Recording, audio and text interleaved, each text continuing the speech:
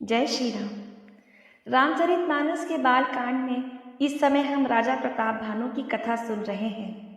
राजा प्रताप भानु के साथ जो कुछ भी हुआ उसके लिए केवल उनका शत्रु ही दोषी नहीं था।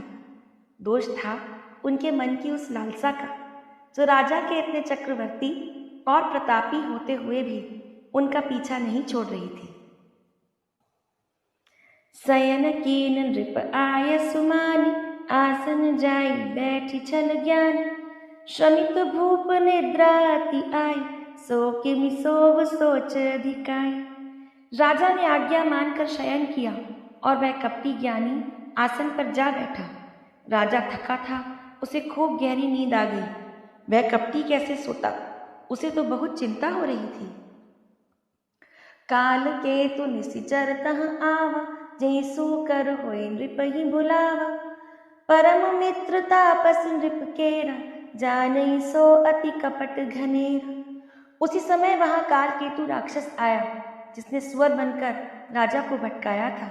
वो तपस्वी राजा का बड़ा मित्र था और खूब चल प्रपंच जानता था। तेहि के सत सुत अरुदस भाई, खल अति अजय देव दुखदाई। प्रथम ही भूप समर सब मारे, विप्र संत सुर देखी दुखारे।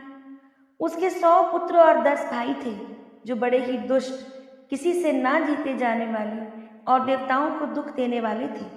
ब्राह्मणों, संतों और देवताओं को दुखी देखकर राजा ने उन सबको पहले ही युद्ध में मार डाला था। तेहि खल पाछिल बयरु संभारा, तापस नृप मिली मंत्र विचारा। जही रे पूछे सोही रचिह उपाव, भावी बस न जान कछुराव। उस दुष्ट ने पिछला वैर याद करके तपस्वी राजा से मिलकर सलाह विचारी, षड्यंत्र किया और जिस प्रकार शत्रु का नाश हो वही उपाय रचा। भावी वर्ष राजा प्रताप भानु कुछ भी न समझ सके। रिपु तेजसी अकेल अपि, लघु करि गनियत ताहु। अजहु देत दुख रवि शशि, सिर अवशेषित राह। तपस्वी शत्रु अकेला भी हो तो भी उसे छोटा नहीं समझना चाहिए। जिसका मात्र सिर बचा था वो राहु आज तक सूर्य चंद्रमा को दुख देता है। तापस नृप निज सखहि निहारी, हर्षि मिल्यो उठि भयो सुखारी। मित्र ही कहीं सब कथा सुनाई, जातु धानु बोला सुख पाई। तपस्वी राजा अपने मित्र को देखकर प्रसन्न होकर उठकर मिला और बड़ा सुखी हुआ। उसने मित्र को सब कथा कह सुनाई और तब राक्षस आनंदित होकर बोला, अब साधेव रूप सुनहु नरेसा, जो तुम कीन मोर उपदेसा। परिहरि सोच रहो तुम सोई, बिनु औषध व्याधि विधि खोई। हे राजन सुनो, जब तुमने मेरे कहने अनुसार इतना काम कर ही लिया है तो अब मैंने शत्रु को काबू में कर ही लिया समझो। तुम अब चिंता त्याग कर सो जाओ। विधाता ने बिना ही दवा के रोग दूर कर दिया है। कुल समेत रिपुमूल बहाई, चौथे दिवस मिलब में आई। तापस नृपई बहुत परितोषी, चला महाकपटी अतिरोषी। कुल सहित शत्रु को जड़ मूल से उखाड़ बहाकर आज से चौथे दिन मैं तुमसे आ मिलूंगा। इस प्रकार तपस्वी राजा को खूब दिलासा देकर वो महामायावी और अत्यंत क्रोधी राक्षस चला। भानु प्रताप ही बाजी समेता, पहुँचाए सी छन माज निकेता। नृपहि नारी पहि शयन कराई, हय गृह बांधे सी बाजी बनाई। उसने प्रताप भानु राजा को घोड़े सहित क्षण भर में घर पहुंचा दिया। राजा को रानी के पास से लाकर घोड़े को अच्छी तरह से घुड़साल में बांध दिया। राजा के उपरोहित ही, हरि ले गयो बहोरी। ले राखे सी गिरि खोहु मई, माया कर मति भोरी। फिर वो राजा के पुरोहित को उठा ले गया और माया से उसकी बुद्धि को भ्रम में डालकर उसे पहाड़ की खोह में लाकर रख दिया। आप बिरचि उपरोहित रूपा, परयु जाई तेहि सेज अनूपा।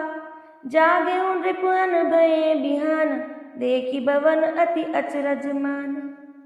पर वह पुरोहित का रूप बनाकर उसकी सुंदर सेज पर जा लेटा। राजा सवेरा होने से पहले ही जागा और अपना घर देखकर उसने बड़ा ही आश्चर्य माना। मुनि महिमा मन महु अनुमानी, उठे उग वही जही जान नरानी। कानन गयो बाजी चढ़ते ही, पुर नर नारी न जाने उके। मन में मुनि की महिमा का अनुमान करके वह धीरे से उठा, जिससे रानी जान ना पाए। फिर उसी घोड़े पर चलकर वन को चला गया। नगर के किसी भी स्त्री पुरुष ने नहीं जाना। गए जाम जुग भूपति आवा, घर घर उत्सव बाज बधावा। उपरोहित ही देख जब राजा, चकित बिलो की सुमिर सोई काजा।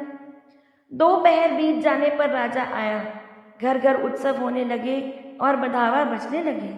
जब राजा ने पुरोहित को देखा तब वह अपने उसी कार्य का स्मरण कर उसे आश्चर्य से देखने लगा।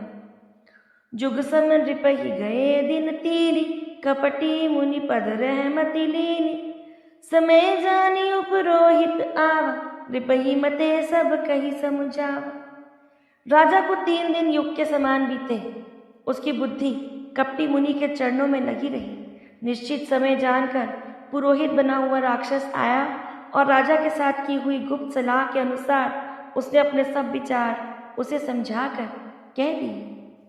विनाश काले विपरीत बुद्धि। राजा के साथ ठीक ऐसा ही हो रहा था और वो राजा अपने शत्रुओं के चक्रव्यूह में फंसता चला गया।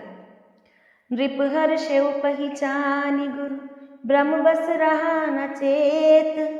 बरे तुरत सत सहस बर, विप्र कुटुंब समेत। संकेत के अनुसार गुरु को उस रूप में पहचान कर राजा प्रसन्न हुआ।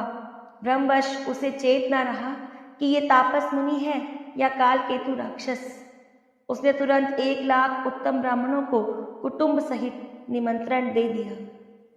उपरोहित जेवनार बनाई, चरस चारि विधि जसि श्रुति गाई। माया मय तेहि केन रसोई, व्यंजन बहुगनि सकई न कोई। पुरोहित ने 6 रस और 4 प्रकार के भोजन, जैसा कि वेदों में वर्णन है, बनाए। उसने मायामयी रसोई तैयार की और इतने व्यंजन बनाए जिन्हें कोई गिन नहीं सकता। विविध मृगन कर अमिषा आमिष राधा, तेहि महु विप्र मास कल सांध। भोजन कहूँ सब विप्र बोलाए, पद पखारी सादर बैठाए। अनेक प्रकार के पशुओं का मांस पकाया और उसमें उस दुष्ट ने ब्राह्मणों का मांस मिला दिया। सब ब्राह्मणों को भोजन के लिए बुलाया और चरण धोकर आदर सहित बैठा दिया। परुसन जब ही लाग मही पाला, भय आकाश बानी तेहि काला। विप्र वृंद उठी उठी गृह जाहु, है बढ़ियानी अन्न जनि खाहु। ज्यों ही राजा परोसने लगा उसी काल केतुकृत आकाशवाणी हुई, हे ब्राह्मणों, उठकर अपने घर जाओ। ये अन्न मत खाओ, इसके खाने में बड़ी हानि है। भयउ रसोई भूसुर मासु, सब द्विज उठे मानि विश्वासु।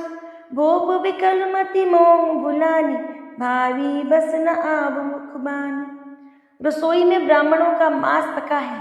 आकाशवाणी का विश्वास मानकर सब ब्राह्मण उठ खड़े हुए। राजा व्याकुल हो गया, परंतु उसकी बुद्धि मोह में भूली हुई थी। होनहारवश उसके मुख से एक बात भी नहीं निकली। बोले विप्र सकोप तब, नहीं कछु कीन विचार। जाई निशाचर हो नृप, मूढ़ सहित परिवार। तब ब्राह्मण क्रोध सहित बोल उठे। उन्होंने कुछ भी विचार नहीं किया। हे मूर्ख राजा, तू जाकर परिवार सहित राक्षस हो जा। इस पूरे प्रसंग में राजा का कुछ भी दोष ना होते हुए भी उन पर कलंक लग गया, क्योंकि उनके मन के लोभ ने उनके विवेक और उनकी बुद्धि को हर लिया था।